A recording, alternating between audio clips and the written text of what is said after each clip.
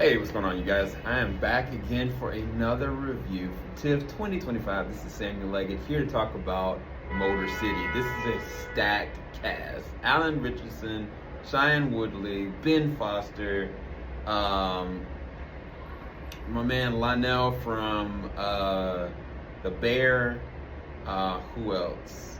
Pablo from the Halo series, Ben McKenzie, Jim Gordon himself from Gotham. This was a huge cast.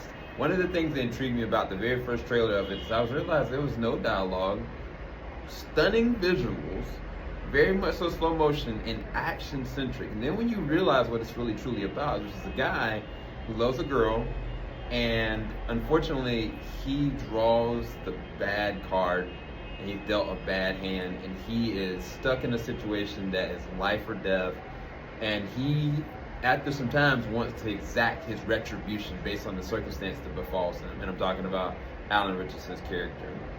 Now, in this film, it is insane, but there is very limited dialogue. It may be a paragraph worth of words, and that's it. Everything else is done with very limited dialogue in the sense of circumstances. Sometimes there are situations where you see the character like saying stuff on the outside, and you can really, if you read lips really well, you know there's a full line of dialogue. A character could be saying, no, you put me into this situation, and you hear them saying it, but what's on top of it is music. And I think one of the big proponents of this, what makes it land so well to me, is the fact that they are daring enough to use music in the circumstance. And the music, it translates almost near perfect to where the story goes. And on top of that, they use a really good score. So the music choices are great, but the score is equally as impressive. If there's not an actual real song going on, the music and the score is putting you into a very interesting state, emotionally and immersively. Now, the visuals of this, the transitions of this, and yes, a lot of the shots are slow motion, which I know somebody would probably have some choice words about that with certain directors, but I think that they work it and lend themselves to how they handle it. And it's not slow motion the whole entire time. There are certain situations where it is fast-paced, it is on the gun, and things are moving. I would say, if you've seen the movie Sin City 2005, now it was black and white, of course it was based on the comic book series, this definitely feels like that same kind of element of the comic book series, but done better in certain stance, because I think that the way they use music with this, and they intentional about the lack of dialogue, and they're just telling the action straight through, and they're telling the story straight through.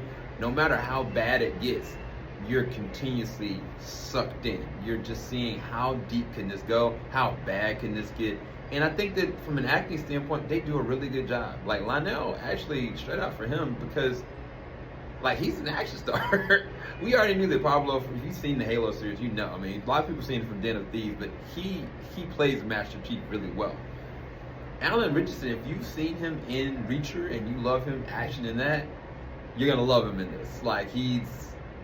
He's intense, he's emotionally vulnerable, and at the same time, he's mysterious. Now, Ben Foster, dude, I'm a Flash Forward fan, so I've been watching him for years, but he is one of the most gifted actors, because one of the things that he can convey on a dime is an emotion that shows you what type of person he is.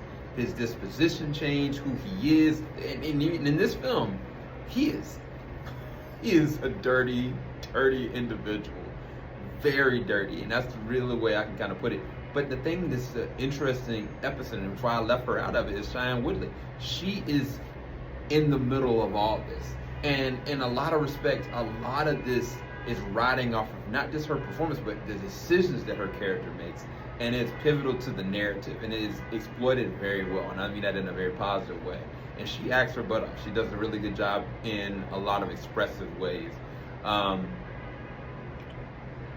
interesting part about the film is that on paper, there's not a lot of words. But when you describe the actions that are happening in the circumstance, and some of the things that they're able to do with very little dialogue, it is very impressive. This is not going to be for everybody. Some people are used to the classic approach of how you do like an actual script and dialogue, and some people would say, well, these people, are they really acting? They're just reacting. It's kind of like a music video. Like, no, it's not that. It's actually telling a very interesting place narrative.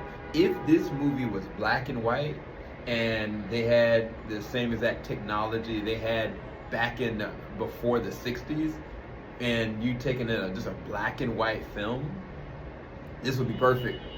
This is pure cinema. I hope that the director goes and has a black and white version of this, because I think it'll do really well. I hope that the director will give us like the actual script and the actual dialogue of things we didn't get to see, but we don't. It fleshes over and it kind of doesn't exploit that in those moments. But this is a really good film. Yeah, again, this is not for everybody. I can't recommend it to everybody because it is very violent.